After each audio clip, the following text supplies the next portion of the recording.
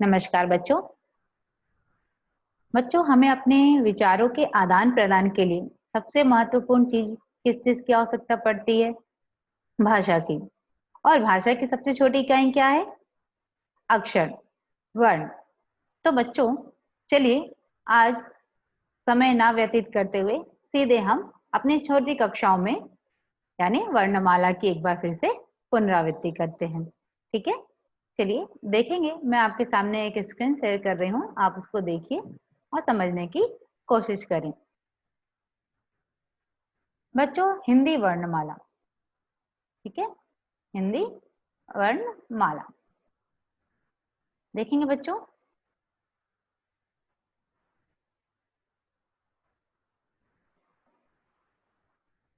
हिंदी वर्णमाला जिसके अंतर्गत स्वर और व्यंजन और आयोगवा आते हैं। बच्चों, स्वर में जो है वो दो भाग हैं। एक है ह्रस्व स्वर और दूसरा है दीर्घ स्वर। ह्रस्व स्वर जो है वो उसको कहते हैं, ह्रस्व जैसे नाम से ही स्पष्ट है कि वो छोटा होता है, जैसे अ, ई, उ और री। दीर्घ स्वर यानी कि बड़ा, जिसमें ह्रस्व स्वर से दुगना बोलने में, उसकी ध्वनि में, उसके उच्चारण करने में दुगना समय लगे, जैसे आ, ई, उ, ए, ओ, औ। आप सोचेंगे अंग और अह कहाँ है? तो बच्चों, अंग और अह जो है वो आयोग वाह है। चलिए आगे देखेंगे। व्यंजन। व्यंजन जो है कितने प्रकार के हैं देखेंगे। स्पर्श व्यंजन, अंतस्थ, उष्म व्यंजन और संयुक्त व्यंजन। आगत जो है, लेकिन इसमें ज और फ है, वो अभी हम बाद में देखेंगे। सर्वप्रथम हम चलते हैं स्पर्श व्यंजन पे। स्पर्श व्यंजन जो है वो क से लेके म तक माना जाता है। ड और द नहीं है इसमें, क से लेके म तक माना जाता है। ठीक है, 25 वर्ण होते हैं, आप देख सकते हैं यहाँ पे। क से लेके अंगा तक 5 अक्षर, च से लेके इया तक 5, ट से लेके अण तक और त से लेके न तक, प से लेके म तक। ये 5-5 के ग्रुप होते हैं। इसको हम वर्गीय व्यंजन भी कहते हैं। ठीक है, अब स्पर्श व्यंजन होता क्या है? स्पर्श व्यंजन जो है हमारे मुख के विभिन्न भागों में, जैसे जीवा, जीवा बोले तो जीभ के स्पर्श से बोले जाते हैं। आप बोलोगे, आप उच्चारण करोगे तो आपको स्वयं पता चलेगा कि इन 25 अक्षरों के उच्चारण में आपकी जीभ, आपका टंग, आपके मुख में कहीं ना कहीं वो स्पर्श कर रहा है। ठीक है, बोल के देख सकते। क, ख, ग, घ, अंग, च, छ, ज, झ, इया, ट, ठ, ड, ढ, न, थ, थ, द, ध, न, प, फ, ब, भ, म। आते हैं अंतस्थ। अंतस्थ व्यंजन क्या है? अंतस्थ व्यंजन वो है जो हमारे अंदर से ध्वनि आती है। जीभ जो है वो इसको उच्चारण करने में भाग तो लेता है, लेकिन आप देखेंगे जब आप इसको उच्चारण करेंगे तो वो ऊपर नीचे जीभ आपका हो रहा है, लेकिन वो किसी भी मुख के किसी भी भाग को टच यानी छूता नहीं है, स्पर्श नहीं करता है। आगे देखेंगे उष्म व्यंजन। उष्म व्यंजन यानी नाम से ही यहाँ पे स्पष्ट है, उष्म यानी गर्मी। जिनके उच्चारण में, ठीक है, जिनके उच्चारण में मुख से विशेष प्रकार की गर्म हवा, कह सकते हैं गर्म वायु निकले, उसे हम उष्म व्यंजन कहते हैं। इसमें जो है इनके उच्चारण में जो है श्वास की प्रबलता बहुत ज्यादा होती है। ठीक है, देखेंगे अंतस्थ में य, र, ल, व। उष्म व्यंजन में श, श, स और ह। आगे आते हैं संयुक्त व्यंजन में क्ष, त्र, ज्ञ और श्र। संयुक्त व्यंजन क्यों कहा गया? क्योंकि ये एक से अधिक व्यंजनों से मिलकर बने हैं। आगे देखेंगे कि ये कौन कौन से व्यंजनों से मिलकर बने हैं। उससे पहले हम थोड़ा सा स्वर और व्यंजन का एक बार पुनरावृत्ति करेंगे। स्वर यहाँ पे देखेंगे बच्चों, कहते हैं कि स्वर जो होते हैं वो 13 होते हैं। ठीक है, आप गिन भी सकते हो 4 3 7 8 9 10 11 12 13। लेकिन अंग और आह जो होते हैं वो अयोगवा होते हैं। अंग को अनुनासिक के साथ जोड़ा जाता है और अह जो है वो विसर्ग है, जो संस्कृत शब्दों में या कह सकते हैं तत्सम शब्दों का प्रयोग जब हम करते हैं हिंदी में तब का प्रयोग होता है। अ आ ई उ ऊ री। बच्चों यहाँ पे री है, लेकिन री उच्चारित करते हैं हम, जितने भी उत्तर भारतीय होते हैं उसको री उच्चारित करते हैं और हिंदी भाषा की जो शुद्ध ध्वनि है ऋषि की वो री है, लेकिन दक्षिण भारत में और महाराष्ट्र में इसको रू भी उच्चारित करते हैं। तो दोनों भी अपने अपने स्थान पर सही है। आगे देखेंगे ए ओ औ अम अह। आगे बढ़ेंगे बच्चों, व्यंजन यानी स्पर्श व्यंजन पे सीधे आएंगे हम। क ख ग घ अंग च छ ज झ इया ट ठ ड ढ न त थ द ध न प फ ब भ म। बच्चों यहाँ पे ये देने का जो मतलब है वो ये है कि हमें सिर्फ ये बतलाना है कि ये जो है वो पंचवर्गीय होते हैं। ठीक है ना, पंचम 5 वर्ग, क वर्ग, च वर्ग, ट वर्ग, त वर्ग और प वर्ग। ये वर्ग जो होते हैं इसमें 5-5 अक्षर होते हैं, स्पष्ट है आपको सामने। और ये जो होते हैं यानी आखिरी के अक्षर जो होते हैं, इन वर्ग के आखिरी के अक्षर जो हैं अंग, इया, अण, न और म, इन्हें हम पंचमा अक्षर कहते हैं, पंचमा अक्षर कहते हैं। आगे देखेंगे संयुक्त व्यंजन। संयुक्त व्यंजन में वहां पे हम लोगों ने रुका था, अब यहाँ पे देखेंगे कि कौन कौन से अक्षर मिलकर ये संयुक्त अक्षर बने हैं, कौन से व्यंजन मिलकर ये संयुक्त अक्षर बने हैं। देखेंगे एक आधे अक्षर हैं यहाँ पे, पहले अक्षर जो है वो पूरे आधे हैं क्योंकि इनके आगे इनके नीचे हलंत लगा है और इनमें अस्वर का अभाव है। दूसरी तरफ देखेंगे ये अक्षर में कहीं भी हलंत नहीं है, यानी ये अस्वर से मिलकर बने हैं और ये व्यंजन जो है वो पूर्ण है। ध्यान देने योग्य बातें यहाँ पे ये है कि कोई भी व्यंजन अक्षर बिना अस्वर के पूर्ण नहीं होता है, यानी बिना स्वरों के पूर्ण नहीं होता है। देखेंगे क्ष, क प्लस श, इसको इसे भी विच्छेद कर सकते, क प्लस श, क हलंत प्लस श हलंत प्लस अ, क्ष। त का त प्लस र में अ है, इसको भी विच्छेद करके देख लेंगे, त प्लस र प्लस अ, आधा आधा। त्र, ज प्लस इया। बच्चों ये ज्ञ नहीं होता है, ये ज्ञ होता है, इया होती है ना, और ज। तो इसको जब हम उच्चारित करेंगे तो ज जो है वो देखेंगे हम क्ष बोले तो स ज्यादा आया, क बहुत ही हस्रों में आया, बहुत ही थोड़ा आया, त्र ठीक है, र आया। उसी प्रकार से जब ज्ञ का हम उच्चारण करते हैं तो ज्ञ नहीं बोलते हैं, ग और य नहीं होता है, वो ज और य होता है। तो हम इसको उच्चारित इस प्रकार से करते हैं ज्ञ। देखेंगे तो आप बोलोगे जब तो आपके नाक से ये ध्वनि आएगी ज्ञ की। आगे आते हैं श प्लस रा, श प्लस रा। मैंने एक एक उदाहरण यहाँ पे लिए हैं। देखेंगे अक्षर, नक्षत्र, ज्ञान और श्रवण, बहुत सारे हैं, ज्ञानी है ये। देखेंगे बच्चों आज हमें पढ़ना क्या है। जी हाँ, आज ये पूरे पुनरावृत्ति यानी वर्णमाला की पुनरावृत्ति करने का यहाँ पे ध्येय सिर्फ एक ही है कि हम अनुस्वार और अनुनासिक पढ़ने जा रहे हैं। यानी आज का हमारा मेन विषय जो है, मुख्य विषय जो है वो अनुस्वार और अनुनासिक है। हमने इसलिए पढ़ा क्योंकि हमें वर्णमाला की पंचमा अक्षर की यहाँ पे बहुत ज्यादा आवश्यकता पड़ने वाली है। तो बच्चों चलिए बिना समय व्यतीत किए हम जल्दी जल्दी अनुस्वार और अनुनासिक पढ़ते हैं। देखेंगे बच्चों अनुस्वार, अनुस्वार में अ की ध्वनि जो है, अम की ध्वनि जो है वो कहाँ से निकलती है, मुख से निकलती है।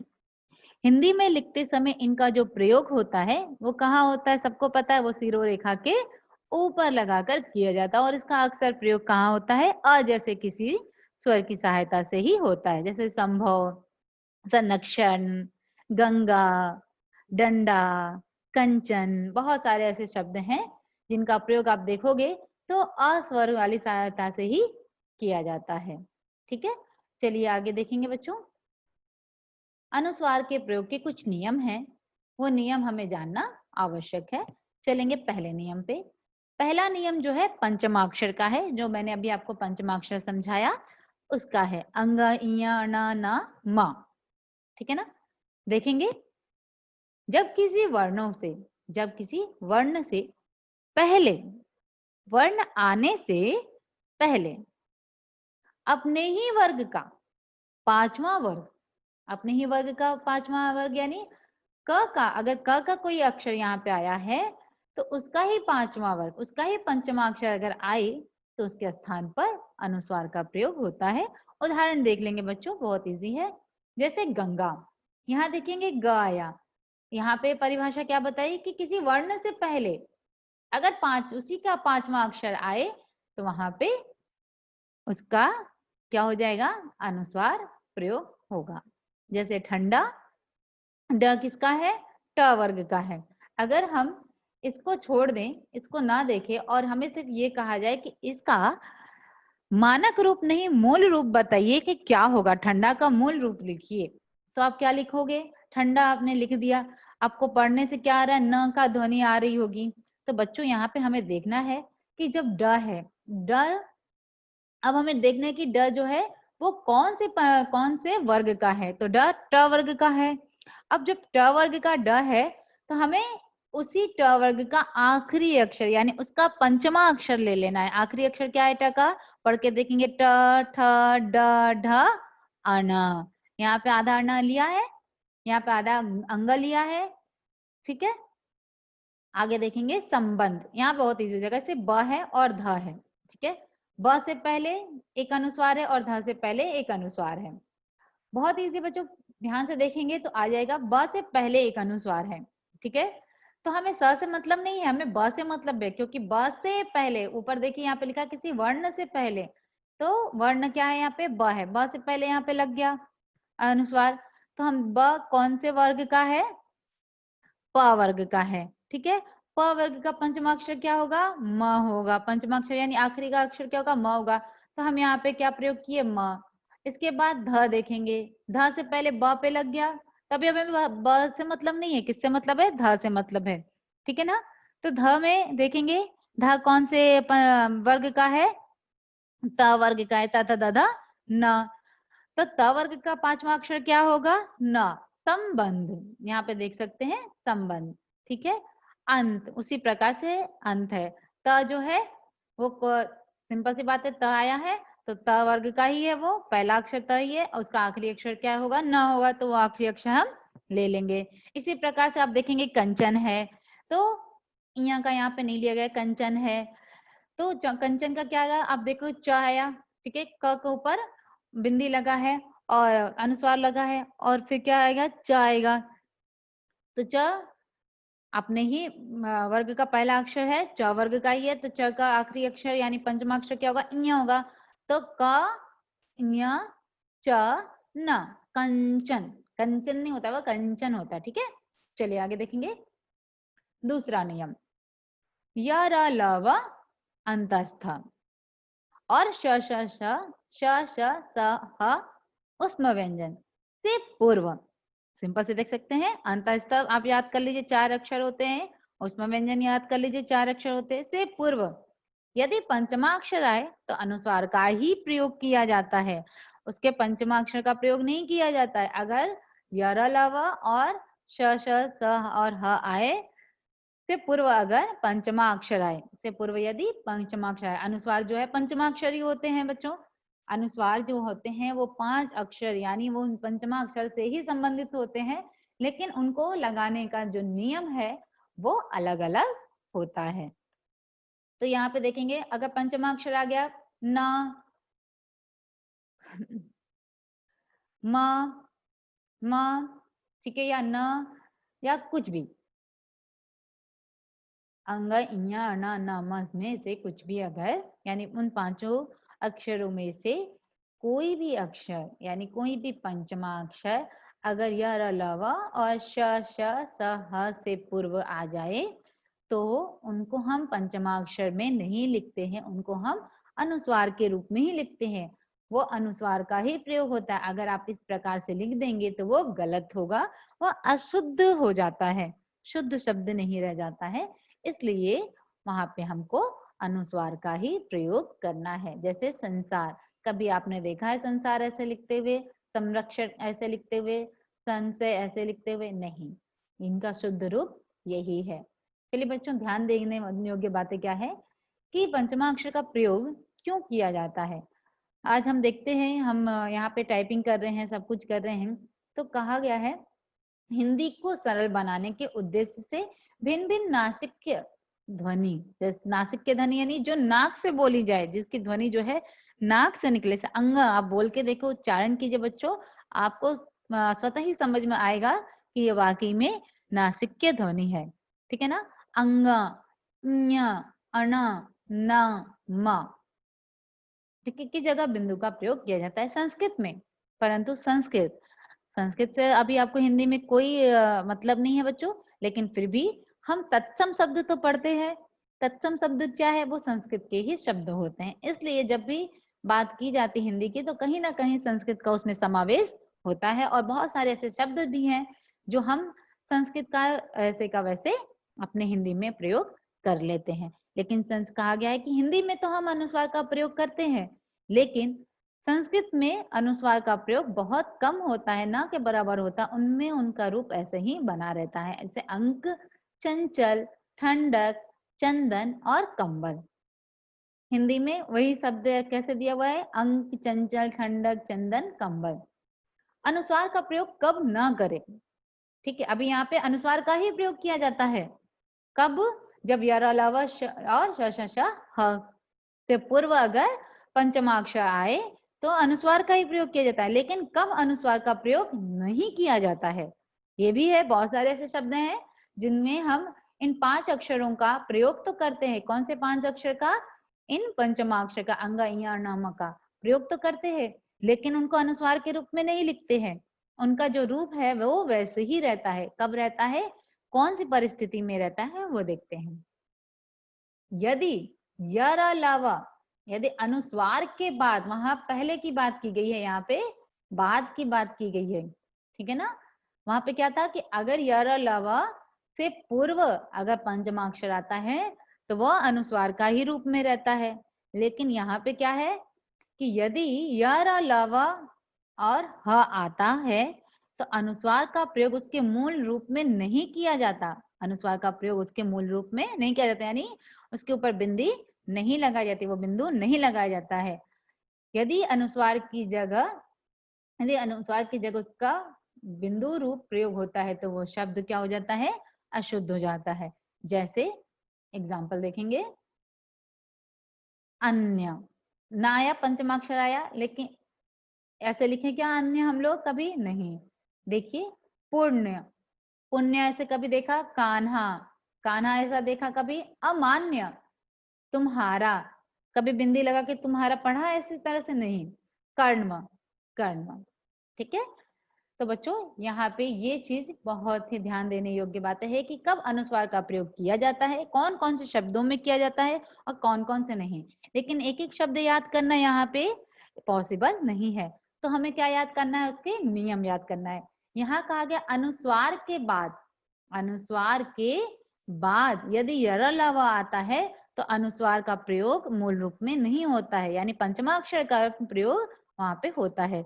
यदि य र ल व से पहले अगर आए तो वहां पे पंचमाक्षर का ना होके अनुस्वार का प्रयोग होता है। आगे देखेंगे, यदि अनुस्वार के पश्चात कोई पंचमाक्षर, यदि अनुस्वार के पश्चात यानी बाद में, दूसरा नियम क्या है अब इसमें कि यदि अनुस्वार के बाद कोई पंचमाक्षर आए, पंचमाक्षर अभी याद हो गया होगा, अंग, इया, न, म आता है तो अनुस्वार का प्रयोग जो है वो मूल रूप में किया जाता है। किस प्रकार से किया जाता है वो आगे एग्जाम्पल में देखेंगे। अनुस्वार का बिंदु रूप स्वीकृत नहीं होता है। फिर से देखेंगे बच्चों, यदि अनुस्वार के पश्चात कोई पंचमाक्षर आए, अब देखो यहाँ पे बहुत सरल करके मैं बता रही हूँ। अनुस्वार, अनुस्वार किससे संबंधित है? इनसे ही संबंधित है ना, अंग इया नामों से संबंधित है। अगर इनके बाद फिर से इन्हीं में से कोई एक अक्षर आ जाए तो हम अनुस्वार का प्रयोग नहीं करते, अस्वीकृत कर देते, उसको स्वीकार नहीं करते हैं। बहुत ही है, जैसे द्वित्वाक्षर पढ़ा है, एक के बाद एक आता है डड्डा, इया, अनाना, नाना, मामा, कभी नामा भी आ जाता है, कभी याना भी आ जाता है। मतलब इनमें से इन पांचों के अलावा अगर इसकी वापस से पुनरावृत्ति हो रही है, वापस से यही अक्षर आ रहे हैं, तो अनुस्वार का प्रयोग नहीं होता है। किसका प्रयोग होता है? उनके पंचमाक्षर का ही प्रयोग होता है। देखेंगे, अन्न, न के बाद ना आया, सिंपल सी बात है, अन्य करेंगे, अन्य से नहीं लिखेंगे। उन्नति, जन्म, ये सारे अगर अनुस्वार का प्रयोग करें तो वो अशुद्ध हो जा रहे। सम्मेलन, गन्ना, पन्ना, अगर ऐसे अनुस्वार का प्रयोग करेंगे तो वो अशुद्ध हो जाएंगे। फिर अम्मा, सम्मानित, तन्मय, अनुस्वार का प्रयोग करेंगे तो गलत हो जाएगा। फिर से मैं यहाँ पे पुनरावृत्ति करें बच्चों, बहुत इजी है। अगर अंग इया नामा के बाद पुनः यही अक्षर आए, अगर आपको ये थोड़ा सा कठिन लग रहा है तो मैं बहुत ही सरल वे में बता रही हूँ कि इन अक्षरों के बाद वापस इन्हीं अक्षरों में से कोई अक्षर आ जाए तो वहां पे अनुस्वार का प्रयोग नहीं करेंगे, जो जैसा है उसको वैसे ही लिखेंगे। ठीक है ना? देखिए, म आया, इससे पहले भी म आ गया, यहाँ पे आधा पूरा है, ये एक अक्षर पूरा है और दूसरा यानी कि पंचमाक्षर आधा है ना? चलिए आगे देखेंगे बच्चों, दूसरा नियम ध्यान दें। जब किसी शब्द में, ये दूसरा नियम है, सम उपसर्ग जोड़ा जाता है तो अनुस्वार का प्रयोग बिंदु रूप में ही किया जाता है। सम का प्रयोग, सम उपसर्ग पता है, सम्मान, वो सम से जुड़ा हुआ है, लेकिन यहाँ पे क्या बोला गया? सम उपसर्ग जोड़ा जाता है तो अनुस्वार का प्रयोग बिंदु के रूप में ही होता है। जैसे संचय, सम प्लस चय, देखेंगे एग्जाम्पल, संहार, संसार, संसार, संचय, सम प्लस देह, सम प्लस चार, संचार, सम प्लस भावना, संभावना, सम प्लस कल्प, संकल्प, सम प्लस जीवनी, संजीवनी। ठीक है ना? संहार, लेकिन ये म यानी सम उपसर्ग से बना है, संहार आ रहा, अंग की ध्वनि आ रही है, लेकिन कहा गया कि ये सम उपसर्ग है, इसलिए इनका प्रयोग इस तरह ही करते हैं, यानी अनुस्वार का ही रूप करते हैं, अंग नहीं लिखते। संसार न आ रहा है, लेकिन सम उपसर्ग से बनने के कारण यहाँ पे हम संसारी लिखते हैं, न ध्वनि का प्रयोग, न पंचमाक्षर नहीं प्रयोग करते। संचय, ठीक है, अन यहाँ पे भी आ रहा है, लेकिन सम उपसर्ग से बने होने के कारण हम संचय का ही प्रयोग करते हैं। यहाँ आ रहा है, आगे देखेंगे, सम प्लस देह, सम प्लस देह, संदेह न आ रहा है, लेकिन ये क्या है? वही है, सम उपसर्ग से बना हुआ है, इसलिए हम यहाँ पे न का प्रयोग ना करके अनुस्वार का प्रयोग करेंगे। उसी प्रकार बच्चों संचार है, संभावना, संकल्प और संजीवनी है, होगा। आगे देखेंगे अनुनासिक, अनुस्वार का हमने प्रयोग कर लिया। अब अनुनासिक, अनुनासिक क्या है? अनुनासिक के उच्चारण में ध्वनि जो है वो मुख के साथ साथ नासिका द्वार को, यानी हमारे नाक को छूकर, स्पर्श कर कर निकलती है। अर्थात अनुनासिक की ध्वनि नाक और मुख दोनों से साथ साथ निकलती है। इसे लिखते समय सीरो रेखा के ऊपर चंद्र बिंदु लगाकर दर्शाया जाता है। एग्जाम्पल के लिए पांव, आंख, गांठ, ठाव, चांद और गिराव आदि। आगे देखेंगे, ध्यान देने योग्य बातें जो है, अनुनासिक की तरह अनुनासिक की जगह अनुस्वार और अनुस्वार की जगह अनुनासिक के प्रयोग से शब्दों के अर्थ में अंतर आ जाता है बच्चों। अगर आप चाहें, आपको लगता है कि ये लगा दो, ये कोई गलती नहीं है, तो ये गलत है, उनके अर्थ बिल्कुल भी परिवर्तित हो जाते हैं। जैसे हंस, हंसना, हंसने की क्रिया है, हंसना, हंस, एक पक्षी, पता है? इसीलिए कहा गया है अनुनासिक की जगह अगर अनुस्वार का प्रयोग किया जाता है तो उनके शब्दों के अर्थों में अंतर आ जाता है। आगे देखेंगे, अनुनासिक का प्रयोग बिंदु रूप में, हमें बहुत सारी चीजें हैं जहाँ पे हम अनुनासिक होता है बच्चों, लेकिन हम उसको अनुस्वार के रूप में प्रयोग करते हैं। क्यों करते हैं, उसका भी एक नियम है। जब सिरो रेखा के ऊपर यहाँ पे एग्जाम्पल दिया हुआ है बहुत सारे, मैं आपको बता दे रही हूँ।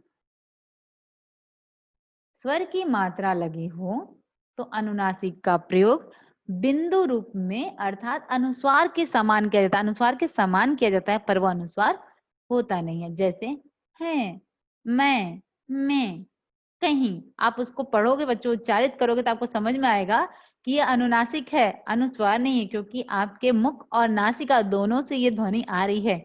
और किसी भाषा की शुद्धता के लिए हमें ये जानना बहुत जरूरी है कि हम जो उच्चारण कर रहे हैं वो शुद्ध कर रहे हैं या फिर नहीं। जैसे भौंकना, पोंगल, जोंक आदि। ठीक है, देखेंगे बच्चों क्यों ऐसा कहा गया है। अब पहले के, अगर बहुत साल पहले के अगर पुस्तक उठा के आप देखोगे तो है में जो है आपको चंद्र बिंदु, मैं आपको चंद्र बिंदु और में और जितने भी ये शब्द हैं, ऐसे शब्द नहीं, बहुत सारे शब्द जो अनुनासिक ही हैं। और कहा गया है कि अगर सिरों रेखा के ऊपर स्वर की मात्रा लगी है तो हम भाषा को ये लिखावट की सुंदरता के लिए या फिर उसकी स्पष्टता के लिए वो चंद्र हटाकर सिर्फ बिंदु शेष रखते हैं। ठीक है, लेकिन विच्छेद करने पे आपको देखोगे कि सारे स्वरों में ये क्या है, अनुनासिक लगा हुआ है। अगर सिरों रेखा के ऊपर मात्रा नहीं है तो चंद्र बिंदु अपने ही रूप में लिखा जाता है। यानी अगर आ, उ, ठीक है, अ, आ, उ, री, ऐसी सारी मात्राएं हैं तो क्या होता है, चंद्र बिंदु अपने ही रूप में लगता है। क्यों? क्योंकि वो सिरों रेखा के ऊपर ये मात्राएं नहीं लगती हैं, आजू बाजू और नीचे लगती हैं। ठीक है, लेकिन ए, ओ, औ जैसी मात्राओं में जो चंद्र बिंदु है, जो अनुनासिक है, वो अनुस्वार के रूप में लगता है। एग्जाम्पल देखेंगे यहाँ पे, आंगन, आंख, कुंवारा, ये क्या है, मात्राएं जो है वो सिरों रेखा के नीचे लगती है, ना कि ऊपर लगती है। तो जब ये सिरों रेखा के नीचे लग रही है तो क्या होगा, ये अपने ही मूल रूप में यानी अपने चंद्र बिंदु में ही लगेगा। आगे बच्चों देखेंगे और नियम। अर्धचंद्राकार, यहाँ बताना बहुत आवश्यक है कि अर्धचंद्राकार और अनुनासिक में क्या अंतर होता है। बच्चों अर्धचंद्राकार जो होता है वो अंग्रेजी भाषा में बहुत से शब्दों में प्रयोग करते हैं। इनको बोलते समय इनकी ध्वनि जो है आ और ओ के बीच की निकलती है। इसे दर्शाने के लिए अर्धचंद्राकार का प्रयोग किया जाता है। अर्धचंद्राकार सिर्फ ऐसा ऐसा कुछ अर्धचंद्राकार जैसा होता है। ठीक है, आगे देखेंगे। हाँ, जैसे डॉक्टर, ऑफिस, कॉलेज, बहुत सारा टॉप, डा, डो, आ, ओ, का, को के मध्य की ये ध्वनि ही होती है। ध्यान रहे कि अर्धचंद्राकार का प्रयोग अंग्रेजी शब्दों के लिए होता है, जबकि अनुनासिक का जो प्रयोग होता है वो किसके लिए होता है, हिंदी के लिए होता है। जैसे बहुत सारे आगत शब्दों को हमने हिंदी में स्थान दिया बच्चों, तो कहा गया है कि अगर आप ऑफिस की जगह अगर चंद्र बिंदु लगाए तो आप उच्चारित कीजिए, क्या होगा, ऑफिस हो जाएगा। ठीक है, ऑफिस नहीं हो जाएगा वो। क्यों? क्योंकि वो अंग्रेजी का शब्द है और जब आप उसमें हिंदी की ध्वनि का प्रयोग करेंगे तो वो शब्द अशुद्ध हो जाएगा। उसी प्रकार से जब आप अंग्रेजी के मात्राओं या फिर अंग्रेजी की ध्वनियों का प्रयोग हिंदी में करेंगे तो हिंदी की ध्वनि जो है वो अशुद्ध हो जाएगी, जिसका काम उसी को साजे। ठीक है ना, आगे देखेंगे। उदाहरण के लिए अर्धचंद्राकार का उदाहरण जो है, blog, copy, doctor, college, cottage, ये जितने भी हैं सारे अंग्रेजी शब्द हैं जो इसका हमने हिंदी में, अब हिंदी में जैसे के तैसे ले लिया है। लेकिन अनुनासिक जो है वो हिंदी की ध्वनि है। उसमें आंवला, उंगली, कटीला, चांद, कांजी हाउस सॉरी, गांड, गांव आदि है। अब इसका प्रयोग देखेंगे, ये सारे क्या है, सिरो रेखा से नीचे लगने वाली मात्राएं, इसलिए इनको चंद्र बिंदु में हमने प्रयोग कर लिया। लेकिन अभी ये सिरो रेखा के ऊपर ए, ओ, औ जो है ये सारे क्या है, सिरो रेखा के ऊपर लगने वाले मात्राएं हैं, इसलिए हम यहाँ पे अनुनासिक के अनुनासिक का प्रयोग किसमें कर लिया, अनुस्वार में कर लिया। सिर्फ बिंदु लगाया है बच्चों, उसकी ध्वनि का आप अगर प्रयोग करेंगे, आप उसको उच्चारित करेंगे तो आपको समझ में आएगा कि वो अनुस्वार ना होकर अनुनासिक है, क्योंकि वो नासिका और मुख दोनों से ही आ रही है। ठीक है, चलिए, आशा है बच्चों आपको अनुस्वार और अनुनासिक समझ में आया होगा।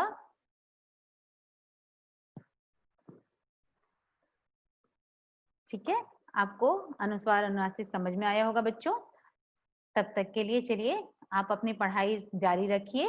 धन्यवाद।